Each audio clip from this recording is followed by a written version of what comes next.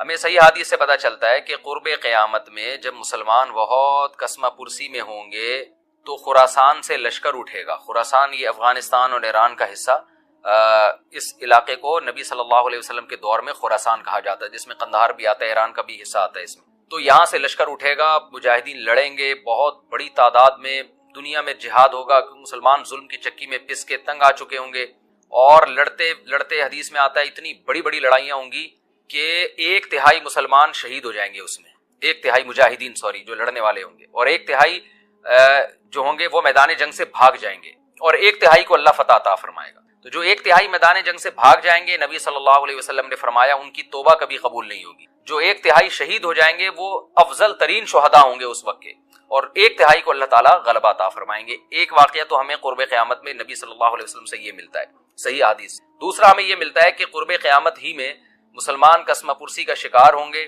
تو تلاش کریں گے حضرت مہدی کو، کیونکہ حضرت مہدی وہ شخصیت ہیں جن پہ تمام نیک لوگ جمع ہو جائیں گے اور وہ مسلمانوں کی میدان جنگ میں کمانڈ کریں گے، جہاد میں کمانڈ کریں گے.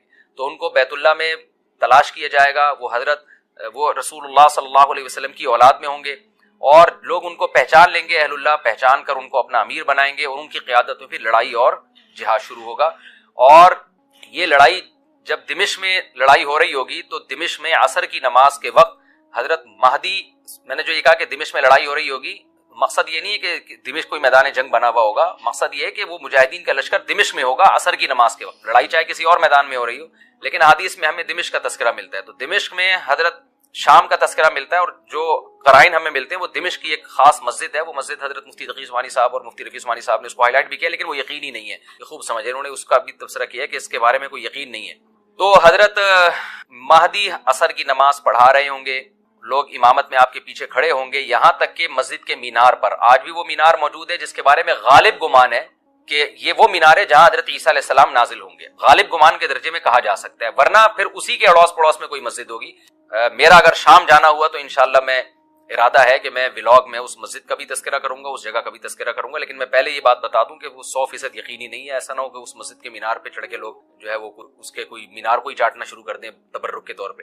تو عصر کی نماز کا ٹائم ہوگا، حضرت عیسیٰ ابن مریم علیہ السلام فرشتوں کے کندھوں پہ ہاتھ رکھ کے نیچے اتریں گے نماز کے ٹائم پہ، یعنی آسمان سے مینار تک آئیں گے، اور پھر مینار سے آپ کے لیے سیڑھیاں لگائی جائیں گی، سیڑھیوں کے ذریعے مینار سے نیچے اتریں گے اور لوگ ان کو پہچان لیں گے. حضرت مہدی ان کو امامت کے لیے آگے کریں گے کہ آپ اللہ کے ایک پیغمبر ہیں، آپ نماز پڑھائیے. حضرت عیسیٰ علیہ السلام انہی کو آگے رکھیں گے، اور اس طرح کا مفہوم ہے حدیث میں کہ اللہ نے اس کام کے لیے آپ کو ہی منتخب کیا. کیا مطلب؟ یہ امامت اس امت کا حق ہے. تو حضرت عیسیٰ ابن مریم علیہ السلام کا جو کام ہوگا وہ جہاد ہے، اور یہودیوں سے انتقام لینا، کیونکہ یہودیوں نے اپنے خیال میں حضرت عیسیٰ کو قتل کیا تھا، تو اللہ نے یہودیت ہی کے خاتمے کے لیے اور دجال کے خاتمے کے لیے عیسیٰ ابن مریم کو نازل کیا. حضرت مہدی سے پہلے ہی دجال ظاہر ہو چکا ہوگا. دجال کے بارے میں حدیث میں آتا ہے کہ ہر پیغمبر نے اپنی امت کو دجال کے فتنے سے ڈرایا ہے. اچھا، یہ دجال ایک ایسی شخصیت ہے جس کا یہودی انتظار ہم سے زیادہ کر رہے ہیں، کیونکہ یہودی اس کو اپنے لیے نجات دہندہ سمجھتے ہیں، جبکہ حدیث میں آتا ہے کہ دجال کانا ہوگا اور اس کا خدائی کا دعویٰ ہوگا، اس کے پاس کچھ ایسی طاقتیں ہوں گی کہ مردے کو زندہ کر دے، زندہ کو مار دے. ایک طرف اس کے باغ ہوگا، ایک طرف اس کے آگ ہوگی. جو اس پر ایمان لائے گا اس کو باغ میں داخل کرے گا، اور جو اس پر ایمان نہیں لائے گا اس کو آگ میں داخل کرے گا. اور رسول اللہ صلی اللہ علیہ وسلم نے فرمایا اس کی جو آگ ہے حقیقت میں وہ جنت کا باغ ہوگا، اور اس کا جو باغ ہے حقیقت میں وہ جہنم کی آگ ہوگی. تو جو نبی کی باتوں پہ یقین کرتے ہیں وہ دجال کے فتنے سے محفوظ رہیں گے. اور حدیث میں سورہ کہف کی بھی تلاوت کا حکم ہے. جمعے کے دن جو کہف کی تلاوت کرتا ہے اللہ اس کو دجال کے فتنے سے محفوظ رکھتا ہے. اب آپ دیکھیں یہ سورہ کہف میں ہی قیامت کی علامات کا تذکرہ ہے نا، تو شاید اسی وجہ سے کیونکہ جو سورہ کہف پڑھتا رہے گا وہ یاجوج ماجوج کے واقعات بھی پڑھتا رہے گا اور اللہ کی قدرت کے واقعات بھی پڑھتا رہے گا، تو دجال کے فتنے سے اللہ اس کو اس برکت سے بچا کے رکھیں گے، فتنے سے محفوظ رکھیں گے. تو وہ ایسی طاقتیں دکھائے گا، بے وقوف لوگ اس پہ ایمان لے آئیں گے. حدیث میں آتا ہے کہ کانا کبھی بھی خدا نہیں ہو سکتا، یعنی اس کی تو ایک آنکھ ہوگی نہیں، لیکن بے وقوف لوگ اس کے یہ کچھ ظاہری کمالات دیکھیں گے، یہ نہیں دیکھیں گے کہ یہ تو شکل بھی اس کی اچھی نہیں ہے، یعنی خدا کم از کم جمال والا ہوتا ہے نا، یہ تو ہے بھی کانا، اور اس کے بڑا بڑا کافر بھی لکھا ہوا ہوگا واضح طور پر جس سے پتہ چلے گا. لیکن احمق اور بیوقوف لوگ جیسے روحانی عامل کو کچھ شعبدے دیکھ کر ان پہ سے متاثر ہو جاتے ہیں نا، روحانی عاملوں کے شعبدے دیکھ کے، تو ایسے ہی دجال کے شعبدے دیکھ کے متاثر ہوں گے. تو بہت لوگوں کو، خلقت کو، بہت بڑی امت کو گمراہ کرے گا دجال. اہل اللہ کو اللہ تعالیٰ اس کے فتنے سے محفوظ رکھے گا. پھر حضرت عیسیٰ ابن مریم جب نازل ہوں گے تو وہ دجال کو قتل کریں گے. حدیث میں آتا ہے کہ نیزے کے ذریعے گھوڑے پہ بیٹھ کے قتل کریں گے. علماء نے اس حدیث کا دو مطلب بیان کیے ہیں کہ یا تو اس کا مطلب یہی ہے کہ واقعی گھوڑے پہ بیٹھیں گے, نیزہ استعمال کریں گے, زمین جو ہے وہ اتنی پہلے اس سے جنگیں ہو چکی ہوں گی کہ لوگ دوبارہ تلواروں گھوڑوں کی طرف آ جائیں گے. اس بات کا امکان ہے, ہر ملک ایٹمی طاقت بن چکا ہے, تو اگر یہ ایٹم بم سارے ملک آپس میں چلا دیں تو ہم دوبارہ گدے گھوڑوں والی زندگی پر آ جائیں گے, ٹیکنالوجی ساری تباہ و برباد ہو جائے گی, انسان کی ترقی. تو اس بات کا بھی امکان ہے کہ کوئی اس سے پہلے ہو سکتا ہے کوئی ایسی جنگ عظیم ہو کہ انسانیت دوبارہ پہاڑوں پتھروں کے دور میں آ جائے. لیکن ظاہر یہ معلوم ہوتا ہے کہ رسول اللہ صلی اللہ علیہ وسلم نے جو کلام کیا ہے, ظاہر ہے اس دور کے لحاظ سے جو لوگوں کے جہاں تک جو لوگوں کی مینٹل اپروچ ہے وہاں تک, تو نبی صلی اللہ علیہ وسلم میزائل یا اور ٹینکوں کا تذکرہ کرتے تو کیا سمجھ میں آتا؟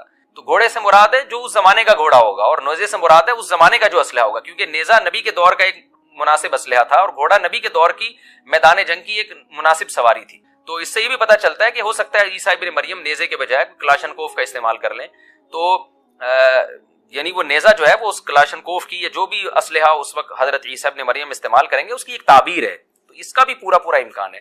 تو ہمیں بہرحال اتنا ایمان ہمارے لیے ضروری ہے کہ دجال کو قتل کرنے والی جو ذات ہے, جو شخصیت ہے, وہ عیسیٰ ابن مریم علیہ الصلوۃ والسلام ہے. تو حضرت عیسیٰ کے ذریعے اللہ تعالیٰ دجال کو قتل کریں گے, اور حضرت عیسیٰ کی قیادت میں زبردست جہاد ہوگا.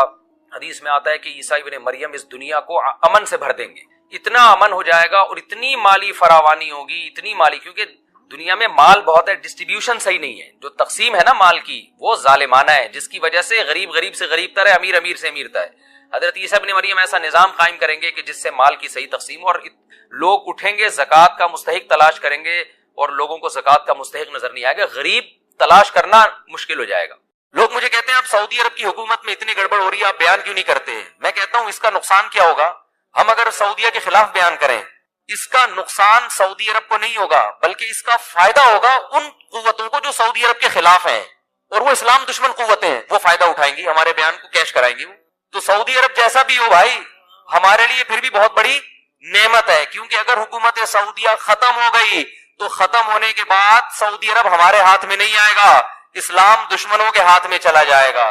تو آپ بیان داغنے سے پہلے, آپ بادشاہ کے خلاف بیان کرنے سے پہلے, حکومت کے خلاف بیان کرنے سے پہلے یہ سوچو کہ اس بیان کا فائدہ کیش کون کرا رہا ہے. بہت مشکل ہے بات سمجھانا, بہت مشکل. اس کا فائدہ کون اٹھا رہا ہے؟ نہیں آ رہی سمجھ میں تو چھوڑ دو بھائی فائدہ کون اٹھائے گا اس کا؟ فائدہ وہ اٹھائیں گے جو صبح شام سعودیہ کے خلاف بولتے ہیں, اور وہ بولتے ہیں جو اسلام کے دشمن ہیں, فائدہ وہ اٹھائیں گے. تو انسان اس میں بہت سوچ سمجھ کے انسان کو چلنا چاہیے. تو اچھا, اپنا جب دنیاوی مفاد ہوتا ہے نا تو یہ ساری باتیں لوگوں کی سمجھ میں آتی ہیں. جب دنیاوی مفاد ہوتا ہے نا, مثال کے طور پر آپ کا چائے کا بزنس ہے, چائے کی پتی کا کاروبار ہے, آپ کو پتا چل گیا نا کہ چائے کے یہ نقصان ہے, آپ کبھی بھی اس کو بیان نہیں کرو گے. آپ بولیں گے میں نے کوئی ٹھیکہ لیا میں چائے کے نقصانات بیان کرنے کا؟ بھائی یہ ڈاکٹر بیان کرے نا, میں کیوں بیان کروں, میرا بزنس ہے.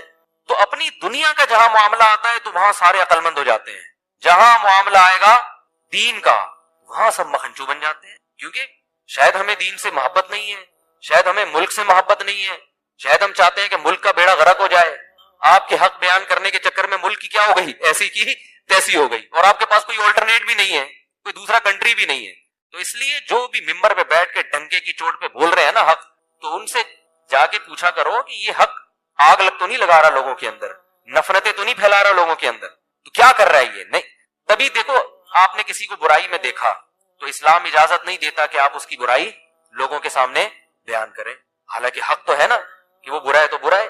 بھائی بیان کرنے میں فائدہ کیا ہو رہا ہے؟ نمبر ایک آدمی کے راز فاش ہو رہے ہیں, وہ اگر کل توبہ کر کے اپنے آپ کو درست کر لیتا ہے, اللہ توبہ قبول کر لے گا, مگر پبلک اس کی توبہ قبول بولو نہیں کرے گی. اسلام کسی قوم کے ساتھ خاص نہیں ہے. یہ تو عربوں میں اب عصبیت پیدا ہو گئی ہے. خلافت عثمانیہ کا جب خاتمہ ہوا نا تو وہ عربیت کی بیس پہ ہوا, اسلام کی بیس پہ نہیں, کیونکہ اسلام کی بیس پہ اس خلافت کو ختم کرنا ممکن نہیں تھا. کیا ہو گیا بھائی اسلام کی بیس پہ خلافت عثمانیہ سے بغاوت کا کوئی تک بنتا نہیں تھا کہ بھائی اسلام تو بغاوت کو حرام کہتا ہے حکومت کے خلاف. نبی صلی اللہ علیہ وسلم نے فرمایا مسلمانوں کا جب کوئی خلیفہ ہو اس کے خلاف جو بھی کھڑا ہو, صحیح مسلم کی حدیث ہے, اسے قتل کر دو, کائن من کان, جو بھی ہو, کتنا نیک, چاہے عربی ہو, چاہے اجمی ہو, چاہے بودھ, کیسا ہی ہو, مسلمانوں کا اتحاد پارا نہیں ہونا چاہیے. تو اگر وہ اس بیس پہ خلافت کا خاتمہ ہوتا کہ یہ اسلامی خلافت ہے تو کوئی بھی ساتھ نہیں دیتا. خاتمہ انگریز نے جو کروایا, جو بعض عرب، سب عرب اس میں شامل نہیں تھے، بعض عربوں کو یہ بتایا کہ تم عرب ہو اور حکومت تم پہ کون کر رہے ہیں؟ ترکی تمہارا باپ کیوں بنا ہوا ہے؟ ٹھیک ہے نا، ترکی حرمین کا محافظ کیوں ہے؟ اسلام تو تمہارا ہے، ترکوں کا تھوڑی ہے۔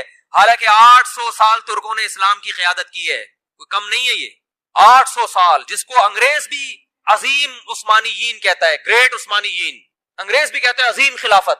تو اسلام کی بیس پہ یہ میں نے ایک بہت بڑے عرب عالم سے سنا، شیخ صالح العثیمین رحمہ اللہ تعالی، انہوں نے بیان میں فرمایا کہ عرب اسرائیل کی جنگ میں عربوں کو کبھی بھی فتح، بولو نا، نہیں ہوگی، اس لیے کہ یہ عرب اسرائیل کی جنگ ہے۔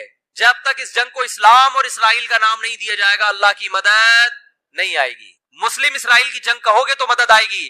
اللہ نے عربوں کی مدد کا وعدہ نہیں کیا، اگر اللہ نے عربوں کی مدد کا وعدہ کیا ہوتا تو اللہ محمد صلی اللہ علیہ وسلم کے مقابلے میں جو عرب لڑ رہے تھے وہ زیادہ تھے، میجورٹی میں تھے، ادھر جو عرب تھے وہ اقلیت میں تھے نبی کے ساتھ، ادھر عرب میجورٹی میں تھے، اللہ ان کی مدد کرتا، ابو جہل کی مدد کرتا، عتبہ ابن ولید کی مدد کرتا، ابو لہب کی مدد کرتا اللہ تعالیٰ، آپ صلی اللہ علیہ وسلم تنہا اور آپ کے ساتھ اکیلے ابو بکر۔ تو بتاؤ، 2 عرب اس طرف، باقی سارے بولو نا اس طرف، مدد کی ان 2 کی نا، اس کا مطلب اللہ نے عربوں کی مدد کا وعدہ، بولو نا بھائی، نہیں کیا۔ کس کی مدد کا وعدہ کیا ہے؟ مسلم کی، اسلام کی، جو قرآن پر ایمان لائے گا اور اللہ کے نبی پر ایمان لائے گا، اس کے لیے عربی ہونا ضروری نہیں ہے۔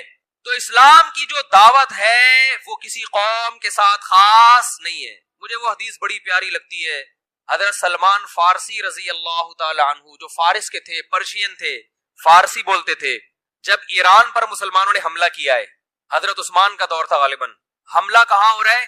ایران پر، اور حملہ کرنے والے بڑے بڑے صحابہ، بڑے عشرہ مبشرہ میں بھی اکثریت اس جنگ میں موجود، کمانڈ کرنے والے سلمان فارسی، نہیں آ رہی، حملہ کس پہ کر رہے ہیں؟ اپنے ملک پہ، کس پر؟ ایران پر۔ صحابہ نے آپ سے اجازت مانگی کہ آپ ہمیں اجازت دیں ہم اٹیک کریں، آپ نے فرمایا نہیں، میں نے رسول اللہ صلی اللہ علیہ وسلم سے یہ فرماتے ہوئے سنا ہے کہ جب تک اسلام کی دعوت نہ دے دو اس وقت تک حملہ کرنے کی اجازت نہیں۔ تو حضرت سلمان فارسی اپنی قوم پر حملہ کس کے خلاف ہو رہا ہے؟ بولو نا یار، کیا ہو گیا بھائی، بولنے میں کوئی پابندی ہے؟ تو میں بھی تو چیخ رہا ہوں نا، تھوڑا سا آپ چیخ لیں۔ اپنی قوم کے خلاف لڑائی، تو لڑائی سے پہلے اپنی قوم کے پاس دعوت لے کر گئے۔ دعوت کا انداز دیکھیں، جب بھی اسلام کی دعوت دی جاتی ہے تو انداز یہ ہوتا ہے بھائی ہم سب تم کو ایک خدا کی طرف دعوت دیتے ہیں، آؤ اسلام پہ تحقیق کرو، یہ دین برحق ہے، یہ تھا نا؟ نا، یہ انداز نہیں۔ اس وقت جو اسلام کی سب سے بڑی خوبی تھی نا، اس کو ہائی لائٹ کیا کہ اس کے بعد بھی اگر اسلام سمجھ میں نہیں آ رہا تو پھر تمہاری سمجھ میں نہیں آئے گا۔ وہ خوبی یہ ہے کہ یا اہل فارس، اے اہل فارس، انا رجل منکم، میں تمہاری قوم کا آدمی ہوں۔ تمہیں پتا ہے کہ عربوں میں عصبیت کوٹ کوٹ کے بھری ہوئی ہے، عرب کے علاوہ کسی کو برداشت نہیں، اپنے جیسا کسی کو نہیں سمجھتے۔ مجھے عرب نے نہ صرف یہ کہ عزت دی ہے اپنے جیسا، بلکہ اپنے سے برتر مجھے کمانڈر بنا دیا۔ عرب کی قیادت کس کے ہاتھ میں ہے؟ کمانڈر کون ہے؟ میں ہوں۔ یا اہل فارس، اے اہل فارس، انا رجل منکم، تمہاری قوم کا آدمی ہوں۔ ترون العرب یطیعوننی، چھوٹی موٹی قوم میری فرما برداری نہیں کر رہی، عرب کو دیکھ رہے ہو کہ تم میری کمانڈ کے تحت لڑ رہے ہیں۔ کیا انداز، خاندانی انداز تھا یا نہیں دعوت کا؟ آج اگر یہ چیز عربوں میں پیدا ہو جائے تو دنیا کا نقشہ بدل جائے گا۔ عرب کی عراق پر جب حملہ ہوا تو بعض عربوں نے نعرہ لگایا کہ کسی دوسرے عرب ملک پر ہم حملہ برداشت نہیں کریں گے۔ کاش وہ یہ کہہ دیتے کہ کسی دوسرے اسلامی ملک پر ہم حملہ برداشت، بولو نا، لیکن نہیں نکلتا منہ سے۔ عرب بھئی، عربوں کی تو مدد کہیں بھی نہیں قرآن میں لکھی ہوئی کہ اللہ کہتے ہیں میں عربوں سے محبت کرتا ہوں، ایک آیت بھی ہمیں ایسی نہیں ملی۔ یہ جو حدیث ہے کہ عربوں سے محبت کرو، اس لیے کہ قرآن عربی، حدیث من گھڑت ہے۔ ٹھیک ہے، ہم پھر بھی فضیلت کے قائل ہیں کہ اسلام آپ میں پہلے آیا، آپ نے دنیا کی قیادت کی، اس بیس پر ہم عزت دیں گے آپ کو، لیکن اللہ کی طرف سے مدد اس بیس پہ نہیں آئی۔ جب بنو عباس کی خلافت کا، اسلام میں 2 خلافتیں عربوں کی آئی ہیں اور تیسری خلافت اجمیوں کی، بنو امیہ کی خلافت ختم، پھر بنو عباس کی خلافت جب ختم ہوئی تھی اسلام تباہ ہونے والا تھا، لیکن ترک کھڑے ہوئے اور اللہ نے ان کے ذریعے اسلام کو دوبارہ زندہ کیا، اور یورپ کی آنکھوں میں آنکھیں ڈال کے بات کرتے تھے۔ اس وقت بیت المقدس محفوظ تھا، ترک خلیفہ سے اسرائیل نے بیت المقدس کی تھوڑی سی زمین مانگی تھی، ترک خلیفہ نے کہا تھا کہ مٹی لے جانے کی بھی اجازت نہیں، زمین تو دور کی بات، یہاں سے مٹی شاپر میں ڈال کے لے جانے کی بھی اجازت نہیں۔ اس وقت ہم اس قابل تھے کہ آنکھوں میں آنکھیں ڈال کے بات کرتے، اس لیے کہ اس وقت یہ جنگ عرب اسرائیل نہیں تھی بلکہ مسلم اور بولو نا بھائی اسرائیل. لوگ کہتے ہیں عرب جو ہے نا اسرائیل کو تسلیم کر رہے ہیں, تو کرنے تو عربیت کی بیس پہ کر رہے ہیں, اسلام کی بیس پہ نہیں ہوگا. پاکستان اسلام کے نام پہ بنا ہے, عربیت کے نام پہ نہیں بنا, اس لیے پاکستان ابھی تک اسرائیل کو تسلیم نہیں کر رہا ہے اور انشاءاللہ نہیں کرے گا. اور اگر حکمران کرنے کی کوشش کریں گے تو ہم کرنے نہیں دیں گے انشاءاللہ. بیس اسلام ہے. جب اس قوم کی نافرمانی حد سے بڑی ہے, اللہ کو غضب آیا, اللہ نے آسمان سے بادل بھیجے, قوم کہنے لگی ھذا عارض ممطرنا, یہ تو گہرے بادل ہیں, ہمیشہ سے آتے ہیں, بارشیں برسیں گی. ان کے پیغمبر